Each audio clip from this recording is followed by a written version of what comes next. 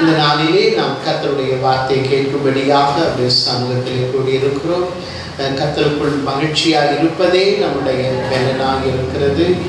வாசிக்கலாம். சங்கீதங்களின் புஸ்தகம் 138 அதிகாரம் 8 வசனத்தை வாசிக்கலாம். கர்த்தர் எனக்காக யாவையும் செய்து முடிப்பார். Praise the Lord. இங்கே நாம் சங்கீதங்களின் புஸ்தகம் 138 அதிகாரம் 8 வசனத்தை வாசிக்கிறோம். இதை எழுதினவர் தாவீது. இங்கே சொல்லப்படுகிறது தாவீதின் சங்கீதம்.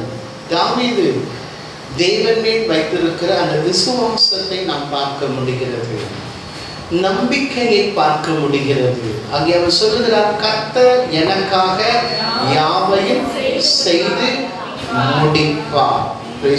அவர் தேவன் மேல் வைத்த அந்த நம்பிக்கை, தேவன் மேல் வைத்த அந்த விசுவாசம், எனக்காக கர்த்தர் எல்லாவற்றையும் என்ன பண்ணுவாரு?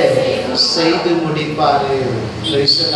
வேதம் சொல்லுகிறது, விசுவாசம் இல்லாமல் தேவனுக்கு பிரியமாக இருப்பது கூடாத காரியம். தேவன் உண்டென்று நாம் என்ன பண்றோம்? விசுவாசிக்கிறோம். தேவன் உண்டென்று விசுவாசிக்கிறோமா? உங்களோடு கூட ஆண்டவர் இருக்கிறார் என்று விசுவாசிக்கிறீர்களா? உங்கள் வாழ்க்கையில் ஏற்படுகிற பிரச்சனைகள், போராட்டங்கள், பாடுகள், உபத்திரவங்கள் வரும் பொழுது சில வேலைகளிலே நீங்கள் நம்பிக்கையை, விசுவாசத்தை இழந்து போகிறீர்கள். எனக்கு ஏன் ஆண்டவர் இந்த பிரச்சனையை ஏற்படுத்த வேண்டும்? என் வாழ்க்கையில் ஏன் இந்த போராட்டம்? என் வாழ்க்கையில் இருக்கிற போராட்டம், பிரச்சனைகள், பாடுகள் மாறாதா? இது எவ்வளவு நாள் எனக்கு இருக்கும் என்று ஒரு சந்தேக எண்ணங்கள் உங்கள் இருதயத்திலே தோன்றும். சந்தேகப்படுகிறவன் காற்றிலே அலைபடுகிற நாணலை போல் இருக்கிறான். சந்தேகப்படுற நாணலை பார்த்துருக்கிறீங்களா? நாணல் பார்த்துருக்கிறீங்களா? அந்த ஏரி ஓரம், அந்த கால்வாய் ஓரெல்லாம் பெருசாக வளர்ந்துருக்கும். பார்க்கறதுக்கு ரொம்ப எப்படி இருக்கும்? அது ஹைட்டாக இருக்கும். ஆனால் காற்றடிச்சு அந்த நாளில் என்ன பண்ணோம்? இந்த பக்கம் அசையும், அந்த பக்கம் அசையும். நம் வாழ்க்கையில போராட்டங்கள், பிரச்சனைகள் வரும் பொழுது அசைக்கிற நாணலை போல் நாம் இருக்கக்கூடாது. விசுவாசம் உள்ளவர்களாய் நாம் இருக்க வேண்டும். அதைதான் தாவீது சொல்லுகிறார். தாவீதின் வாழ்க்கையில எத்தனை துன்பங்கள், எத்தனை போராட்டங்கள், பிரச்சனைகள். சங்கீதம் 138:7 சொல்றார், நான் துன்பத்தின் நடுவில் நடந்தாலும் நீர் என்னை உயிர்ப்பிப்பீர். அவருடைய நம்பிக்கை பாருங்க. நான் துன்பத்தின் நடுவில் போனாலும் நீங்க என்ன பண்ணுவீங்க? அந்த துன்பத்தின் மத்தியிலிருந்து என்ன பண்ணுவீங்க?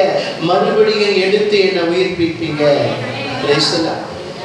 அப்போ தாவீது வாழ்க்கையை நாம் பார்க்கும் பொழுது போராட்டம் நிறைந்த வாழ்க்கை, பாடுகள் நிறைந்த வாழ்க்கை, உபத்திரவம் நிறைந்த ஒரு வாழ்க்கை, துன்பம் நிறைந்த ஒரு வாழ்க்கை தான். அந்த துன்பம் நிறைந்த வாழ்க்கையிலே தாவீது சொல்லுகிறார், கர்த்தர் எனக்காக யாவையும் செய்து முடிப்பார். இன்றைக்கு கர்த்தருடைய வார்த்தையை கேட்டுக் கொண்டிருக்கிற அன்பு தேவ ஜனங்களே, நீங்கள் துன்பத்தின் நடுவிலே இன்றைக்கு வாழ்ந்து கொண்டிருக்கலாம்.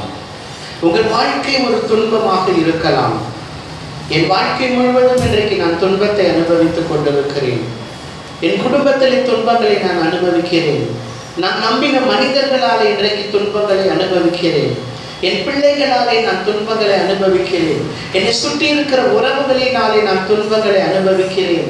இப்படிப்பட்ட ஒரு சூழ்நிலையை நீங்கள் இன்றைக்கு வாழ்ந்து கொண்டிருந்தாலும் கர்த்தர் மீது நீங்கள் நம்பிக்கை வைக்க வேண்டும், விசுவாசம் வைக்க வேண்டும். என்ன நம்பிக்கை, என்ன விசுவாசத்தை நீங்கள் வைக்க வேண்டும் என்றால், கர்த்தர் எனக்காக யாவையும் செய்து முடிப்பார். நான் துன்பத்தின் நடுவில் நடந்தாலும் அந்த துன்பத்தின் நடுவிலிருந்து என்னை உயிர்ப்பிக்கிற தேவன் என்னோடு கூட இருக்கிறார். அப்படிப்பட்ட ஒரு விசுவாசம், நம்பிக்கை உங்களுக்கு இருக்கும் என்றால் கர்த்தராக இயேசு கிறிஸ்து நிச்சயமாக உங்களுக்கு அற்புதம் செய்வார்.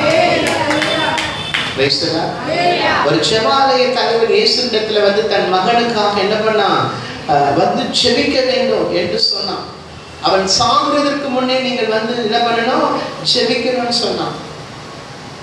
அந்த செபாலய தலைவன் வீட்டில இருந்து ஒரு மனிதன் வருகிறார். வந்து, போதகரை நீங்க என்ன பண்ணாத, வருத்தப்படுத்தாத, உன் மகன் என்ன ஆயிட்டான்? மறித்து போயிட்டாங்க. இயேசு என்ன சொன்னாரு? ஃபர்ஸ்ட் என்ன சொன்னாருன்னா, பயப்படாத, பிரச்சனை வந்துருச்சு, எல்லாம் முடிஞ்சிட்டு பயப்படாத. ரெண்டாவது என்ன சொன்னார் தெரியுமா? விசுவாசம் உள்ளவன் ஆகிடும். ரெண்டே வார்த்தை தான் சொன்னார். அங்க எல்லாம் கதை முடிஞ்சு போச்சு, க்ளோஸ் ஆயிடுச்சு. அந்த வீட்டுல இருந்து ஒரு மனிதன் புறப்பட்டு வரான், உன் மகன் செத்து போயிட்டான், இனி போதகரை நீ என்ன பண்ணாத, வருத்தப்படுத்தாத என்று சொன்னான். இயேசு அந்த மனிதனை பார்த்து இரண்டே வார்த்தை சொன்னாரு, பயப்படாத. இன்றைக்கு கர்த்தருடைய வார்த்தையை கேட்டுக்கொண்டிருக்கிற அன்பு தேவ ஜனங்களே, தேவன் உங்களோடு கூட இருக்கிறார். துன்பம் வந்தாலும், போராட்டம் வந்தாலும், பிரச்சனை வந்தாலும், பாடுகள் வந்தாலும், உன்னை சுற்றி இருக்கிற ஜனங்கள், மனிதர்கள், உறவுகள் எல்லாம் உன்னை விட்டு விலகி போகலாம். கர்த்தர் உன்னோடு கூட இருக்கிறார். பயப்படாத. இந்த துன்பத்தை பார்த்து நீ பயப்படாத.